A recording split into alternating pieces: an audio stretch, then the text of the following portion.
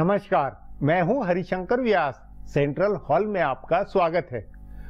पूर्व प्रधानमंत्री डॉक्टर मनमोहन सिंह को सीबीआई की विशेष अदालत ने कोयला खान घोटाले में आरोपी बनाया है।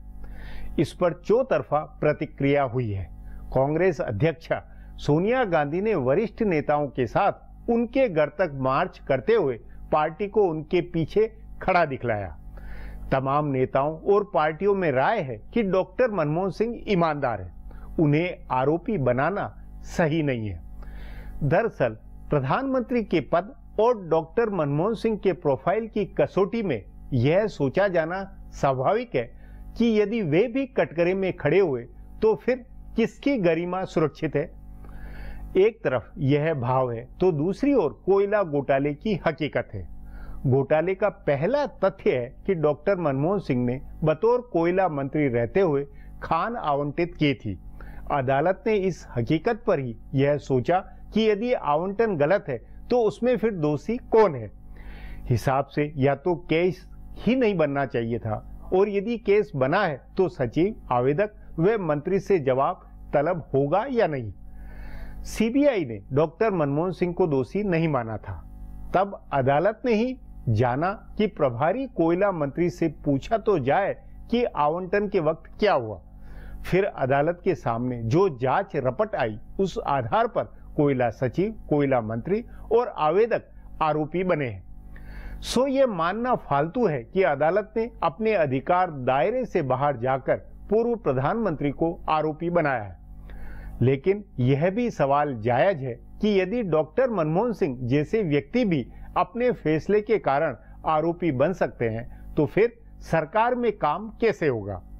सो मसला राजकाज का भी है। प्रधानमंत्री और उनके सचिव ही यदि कोर्ट में आरोपी के नाते हाजिर हुए तो गवर्नेंस को यह क्या मैसेज है। आज इस पर चर्चा है, मगर उससे पहले गपशप और खास सुर्खियां। शुरुआत सियासी गपशप से करते हैं।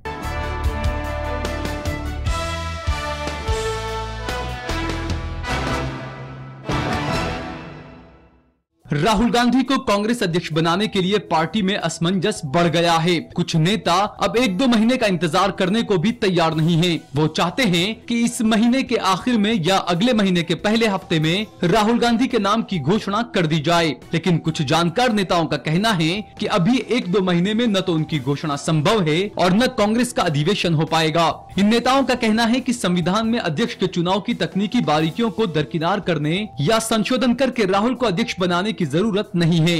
राहुल गांधी के करीबी नेताओं का कहना है कि उनके छुट्टियों से लौटते ही उनके नाम की घोषणा हो सकती है। करीब 4 हफ्ते की छुट्टियों में राहुल गांधी ने जो आत्मचिंतन किया है, कहा जा रहा है कि वो उसे कांग्रेस कार्य समिति के सामने रखेंगे। इसके अलावा उनकी बनाई प्रश्नावली पर प्रदेश और जिला स्तर से जो रिपोर्ट मिली है उसे भी कार्य समिति में रखा जाएगा और उस पर चर्चा कराई जाएगी। राहुल की टीम के नेताओं का कहना है कि इस समय कांग्रेस कार्य समिति में राहुल को अध्यक्ष बनाने का मूड बन गया है। उनके नाम पर सहमति बन गई है और कार्य समिति का कोई सदस्य इस पर सवाल नहीं उठाएगा।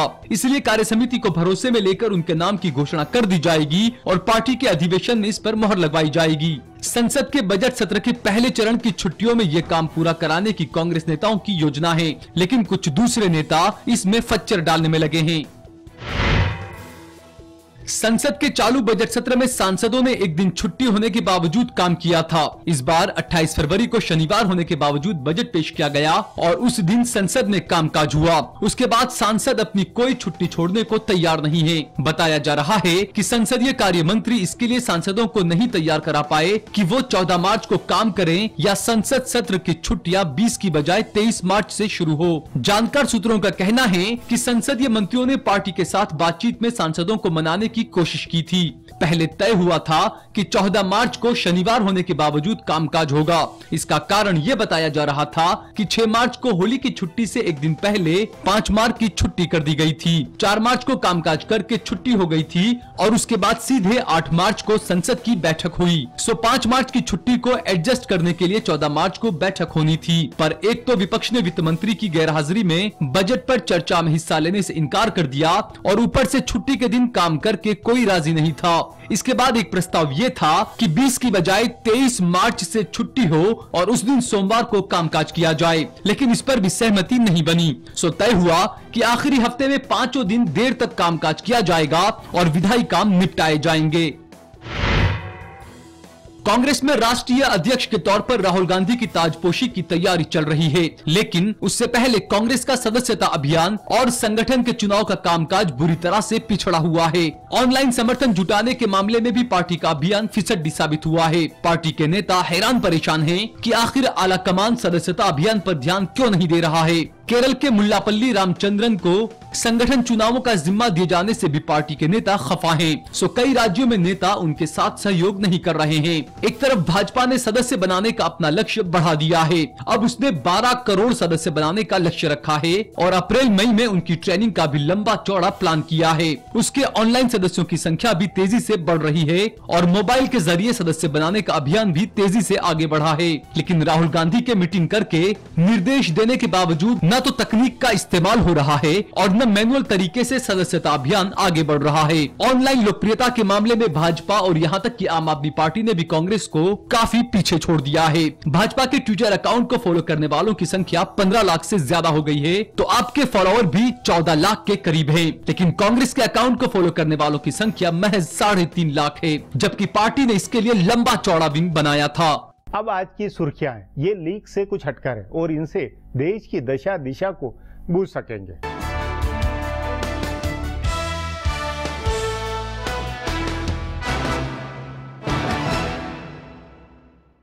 कांग्रेस उपाध्यक्ष राहुल गांधी की कथित जासूसी के आरोपों को सरकार ने खारिज कर दिया है। राज्यसभा में नेता प्रतिपक्ष गुलाम नबी आजाद, कांग्रेस के उपनेता आनंद शर्मा, जेडीयू के केसी त्यागी और एसपी के नरेश अग्रवाल ने इसे निजता पर हमला करार दिया और विपक्षी नेताओं की जासूसी का मुद्दा बनाने की कोशिश की।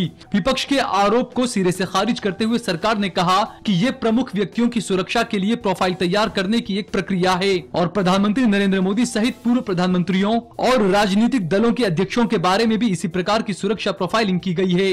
राहुल के बारे में हुई पूछताछ को सामान्य प्रक्रिया बताते हुए राज्यसभा में सदन के नेता अरुण जेटली ने कहा कि कांग्रेस तिल का ताड़ बना रही है। लोकसभा में भी कांग्रेस सांसदों ने इस मुद्दे पर हंगामा किया और सरकार से सफाई देने की मांग की। दिल्ली के मुख्यमंत्री अरविंद केजरीवाल की खांसी ठीक हो गई है। 12 दिन तक बेंगलुरु में प्राकृतिक चिकित्सा कराने वाले केजरीवाल ने आज कहा है कि खांसी ठीक हो गई है और शुगर का स्तर भी नियंत्रण में है। उन्होंने ये भी कहा कि वो काम पर लौटने को लेकर उत्साहित हैं और अपने को भला चंगा महसूस कर रहे हैं। केजरीवाल ने कहा कि पिछले 12 दिन में वो कामकाज से दूर थे, लेकिन इस दौरान उनको स्वास्थ्य, सार्वजनिक वितरण प्रणाली और मिड डे मील के बारे में सोचने का मौका मिला। उन्होंने बताया कि वो बेंगलुरु में अक्षय पात्र और इस्कॉन की मिड डे मील योजना को भी देखने गए थे। केंद्रीय मंत्रियों के कड़े विरोध के बावजूद जेडीयू अध्यक्ष शरद यादव ने महिलाओं के रंग रूप को लेकर की गई टिप्पणी पर माफी मांगने से इनकार कर दिया है। केंद्रीय मंत्री रविशंकर प्रसाद ने राज्यसभा में मुद्दा उठाते हुए शरद यादव से अपनी टिप्पणी वापस लेने की मांग की। उन्होंने अध्यक्ष से कहा कि मैं उस टिप्पणी से पूरी तरह से असंतुष्ट हूं। आप सदस्य से कहें कि वो अपनी टिप्पणी वापस लें। लेकिन शरद यादव अपने बयान पर अड़े रहे। उन्होंने कहा कि चाहे धरती फट जाए, लेकिन मैं अपने बयान पर कायम रहूंगा। इस बहस के दौरान शरद यादव मानव संसाधन विकास मंत्री स्मृति ईरानी से भी उलझ गए और यहाँ तक कह गए कि मैं जानता हूँ कि आप कौन हैं। शरद यादव ने अपने बयान का बचाव करते हुए कहा कि उनके बयान का गलत मतलब निकाला गया। उन्होंने कहा कि भारत में और विश्व में बहुत सी महिलाओं का रंग सांवला है। मैं इस मुद्दे पर किसी के भी साथ चर्चा कर सकता हूँ। हम भारतीय संस्कृति के पक्ष में हैं। यादव की टिप्पणी पर मानव संसाधन विकास मंत्री स्मृति ईरानी सहित सत्ता पक्ष और विपक्ष के कई महिला सदस्यों ने आपत्ति जताई। केजरीवाल का कथित स्टिंग करने वाले आम आदमी पार्टी के पूर्व विधायक राजेश गर्ग की पार्टी से छुट्टी हो गई है। गर्ग को पार्टी की प्राथमिक सदस्यता से निलंबित कर दिया गया है। गर्ग पर आरोप है कि उन्होंने पार्टी संयोजक अरविंद केजरीवाल पर स्टिंग जारी किया था, जिसमें वो सरकार बनाने के लिए 6 कांग्रेसी विधायकों से बात करने को कह रहे थे। हालांकि गर्ग ने इन आरोपों को सिरे से खारिज करते हुए कहा था कि यह स्टिंग उन्होंने नहीं, बल्कि पार्टी के वरिष्ठ नेता कुमार विश्वास ने जारी किया था। 2013 में रोहिणी से आम आदमी पार्टी के टिकट पर विधायक बने गर्ग को आपने इस बार टिकट नहीं दिया था। गौरतलब है कि हाल ही में केजरीवाल और गर्ग की बातचीत का ऑडियो टेप सामने आया था, जिसमें कथित रूप से पार्टी संयोजक अरविंद केजरीवाल गर्ग से बातचीत करते हुए कह रहे थे कि दिल्ली में सरकार बनाने के लिए कांग्रेसी विधायकों से बात की जाए। गर्ग का कहना था कि यह टेप उन्होंने नहीं, बल्कि कुमार विश्वास ने जारी किया है, क्योंकि इस टेप की कॉपी उन्होंने सिर्फ विश्वास को भेजी थी। भूमि अधिग्रहण संशोधन बिल के विरोध में संसद में कड़े तेवर दिखाने वाली कांग्रेस पार्टी बिना राहुल गांधी के ही सोमवार को सड़क पर उतर आई। संसद घेरने के लिए मार्च कर रहे यूथ कांग्रेस के कार्यकर्ताओं को पुलिस ने जंतर मंतर पर रोक दिया। भीड़ को हटाने के लिए पुलिस को लाठीचार्ज और पानी की बौछार करनी पड़ी। सूत्रों के हवाले से आ रही खबरों के मुताबिक कांग्रेस अध्यक्षा सोनिया गांधी इस सिलसिले में विपक्षी पार्टियों का एक प्रतिनिधि मंडल लेकर इसी हफ्ते राष्ट्रपति भवन जा सकती है। कांग्रेस चाहती है कि सरकार के इस मुद्दे पर फिर से अध्यादेश लाने की सूरत में राष्ट्रपति उस पर दस्तखत न करें और मामले को फिर से विचार के लिए सरकार के पास भेज दें। फिलहाल अब एक ब्रेक है, फिर खुलासा होगा।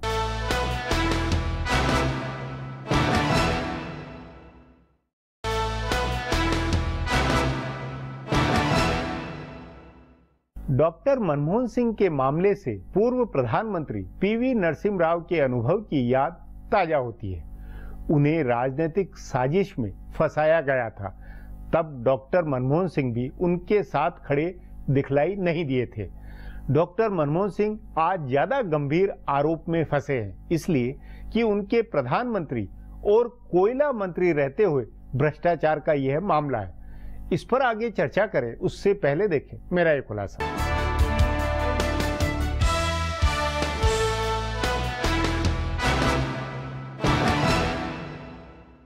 पूर्व प्रधानमंत्री मनमोहन सिंह कोयला खदान आवंटन घोटाले में आरोपी बना दिए गए हैं। उनके साथ साथ ईमानदारी से कारोबार करने के लिए मशहूर कुमार मंगलम बिरला और बेहद ईमानदार माने जाने वाले IAS अधिकारी PC पारख भी आरोपी हैं। ओडिशा के तालाबीरा 2 कोल ब्लॉक के आवंटन में जिस नेता, जिस कारोबारी और जिस अधिकारी को आरोपी बनाया गया है, उनकी निजी ईमानदारी पर कोई सवाल नहीं उठता है। एक बार मामला दर्ज करने के बाद खुद CBI ने भी 2 बार क्लोजर रिपोर्ट दायर करने की कोशिश की, लेकिन अदालत ने इसे मंजूर नहीं किया।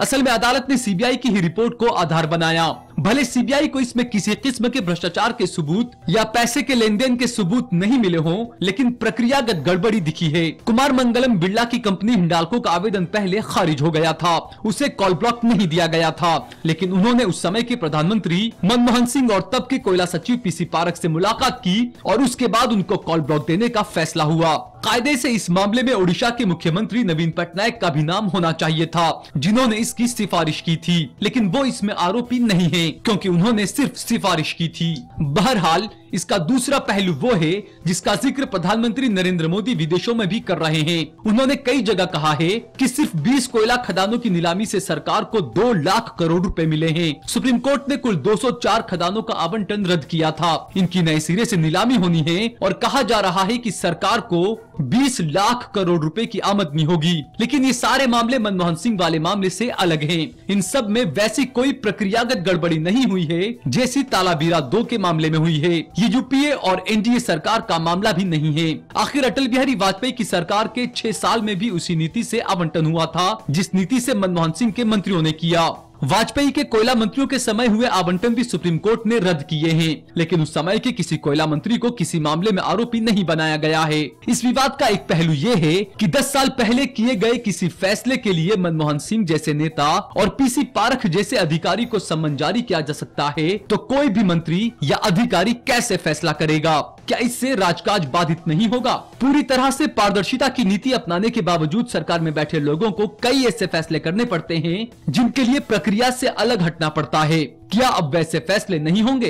तीसरा पहलू कानूनी और राजनीतिक लड़ाई का है। मनमोहन सिंह की तरफ से सम्मन को सुप्रीम कोर्ट में चुनौती दी गई है। कांग्रेस के दिग्गज वकील और नेता अदालत में ये लड़ाई लड़ेंगे, जबकि राजनीतिक लड़ाई लड़ने का संकेत खुद सोनिया गांधी ने सड़क पर उतर कर दिया। कांग्रेस नेताओं का कहना है कि जब CBI ने इस मामले में आपराधिकता नहीं होने की बात कही है, तो सरकार को उसकी बात की पुष्टि करनी चाहिए। लेकिन सवाल है कि सरकार ऐसा क्यों करेगी जब उसे चुप रहने से राजनीतिक फायदा हो रहा है। अब एक ब्रेक है, उसके बाद डॉक्टर मनमोहन सिंह के आरोपी बनने पर चर्चा करेंगे।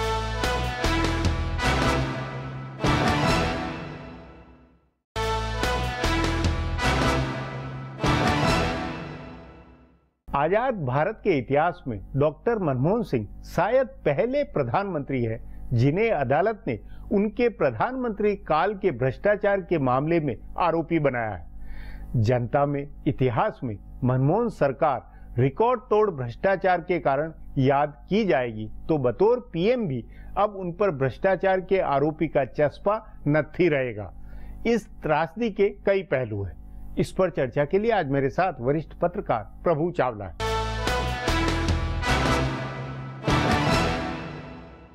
प्रभु जी, सीबीआई अदालत ने डॉक्टर मनमोहन सिंह को जैसे आरोपी बनाया है, क्या आपको लगता नहीं कि भारत के इतिहास में पहली बार प्रधानमंत्री रहते हुए उनके कार्यकाल के भ्रष्टाचार के मामले का ये पहला ऐसा मामला है?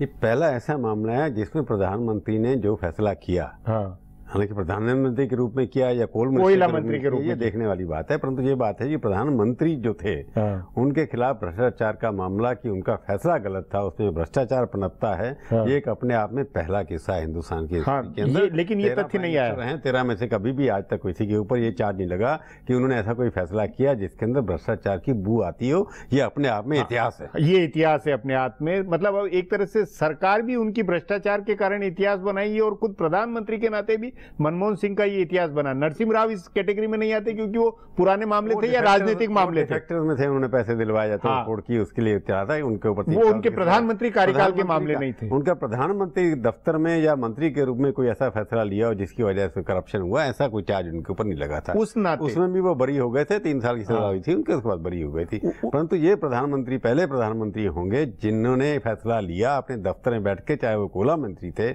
जिनके ऊपर एक आरोप लगाया कि जज ने वहां पर चार्जशीट के बेसिस के ऊपर, जिसमें हालांकि चार्जशीट में उनका नाम नहीं था, परंतु ऐसा लगता है कि सर्कमस्टांसेस ऐसे हैं जिसमें उनका फैसला ऐसा लगता है कि पहले फैसले को बदला क्यों गया। सवाल यह है कि उन्होंने बदला क्यों, ये एक चार्ज उनके ऊपर जरूर लगा है। ये अपने आप में एक विडंबना है, ये अपने आप में एक भारतीय जो शासक प्रणाली है उसके ऊपर भी, मतलब ये गवर्नेंस, ये इस डॉक्टर मनमोहन सिंह की इमेज, उनका प्रोफाइल, उनकी ईमानदारी, उसके बावजूद वो अगर आए तो इस त्रासदी के क्या क्या अलग पहलू निकल के आते हैं? डॉक्टर मनमोहन सिंह कमजोर मजबूर प्रधानमंत्री थे, ऐसा सब कहते थे, परंतु कभी किसी ने ये नहीं कहा कि वो भ्रष्ट भी हो सकते हैं। तो इसके अंदर पहली बार एक सवाल, जुडिशियल सवाल उठ गया कि वो कुछ ऐसा भी काम कर सकते हैं जिससे उनको व्यक्तिगत फायदा नहीं हो, क्योंकि चार्जशीट में कहीं नहीं लिखा है कि उन्होंने पैसे लेके होगी नहीं, लेकिन वो मुकदमा उसी मामले पे से किसी प्राइवेट इंडस्ट्रीज को फायदा हुआ और किसी पब्लिक सेक्टर अंडरटेकिंग को नुकसान हुआ।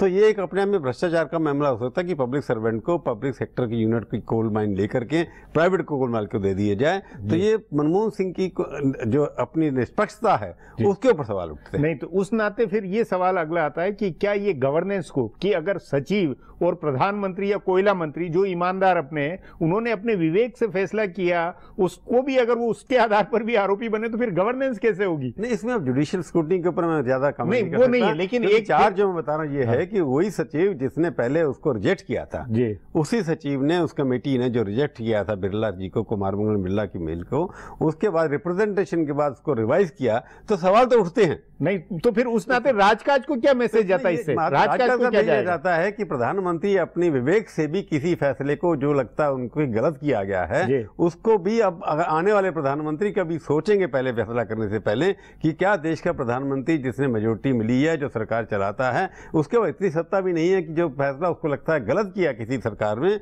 उसको भी बदलना शायद आने वाले प्रधानमंत्रियों के लिए बहुत मुश्किल, ये बहुत चुनौती, ये एक अपने आप में पैरालाइज करेगा सरकार। इसके अलावा फिर दूसरा एक मुद्दा ये निकल के आता है कि कांग्रेस बिल्कुल उनके पीछे जाके खड़ी हुई है। सोनिया गांधी ने जो मार्च किया, इसका क्या अर्थ है? देखिए, एक नरसिम्हा राव भी थे, नरसिम्हा राव के साथ इस तरह कांग्रेस ने ऐसा कुछ नहीं किया था, मनमोहन सिंह के साथ क्या, इसके क्या अर्थ निकलते हैं? नहीं, नरसिम्हा राव जो उसके उस वक्त थे, उस वक्त तो नरसिम्हा राव को प्रधानमंत्री बना दे, क्योंकि उनको सजा तो बाद में दी जब हट गए थे। नहीं, उनके हटने के बाद ही मुकदमे चले थे, वो तभी फंसे हो जाते। उस वक्त शायद केसी जी थे या कोई प्रधानमंत्री थे, उनको हटा करके कांग्रेस ने दूसरे को बनाया था। तो कांग्रेस कभी भी ये समझती कि सोनिया गांधी कैंप जो था वो नरसिम्हा राव को अपना नेता मानती नहीं थी। और ये अब जितने भी सवाल खड़े हुए हैं इस वक्त, फर्क यही है, उस वक्त ऐसा लगता है कि सरकार बचाने के लिए उन्हें अपनी सरकार बचाने के, जिसमें सोनिया गांधी बाकी लोग नहीं थे, इस तरह के काम किए थे। इस बार ये लगता है कि कांग्रेस इसकी बेनिफिशियरी थी, जितने भी स्कैम हुए हैं कांग्रेस के उसके अंदर फायदा हुआ था, बदनामी कांग्रेस की हुई थी, इसलिए कांग्रेस के ऊपर छींटाकशी ना हो कि हमारे प्रधानमंत्री ईमानदार थे, हमने ये किया है, तो कांग्रेस खड़ी हुई है। मनमोहन सिंह को नहीं बचा रही, अपनी इज्जत को बचाने की सड़क के साथ खड़ी हुई है। और दूसरों को ये भी लगता है कि मनमोहन सिंह की इमेज का फायदा उठा करके कांग्रेस अपने आप को रिवाइव कर सकती है, सड़क पर आकर के राजनीति कर सकती है। एक ये धमकी भी दे रही है कि अगर हमारे नेताओं के ऊपर से कुछ हुआ तो हम भी संजय गांधी की तरह सड़क पर आकर के लेटेंगे, लाठियां खाएंगे और रिवाइव करेंगे। लेकिन इससे क्या कोयला घोटाला जो इतना बड़ा, इतना लंबा चौड़ा, उसकी मतलब आप ये मानते हैं कि वो मुद्दा एक तरह से बैकफायर कर जाए? नहीं, ये उनका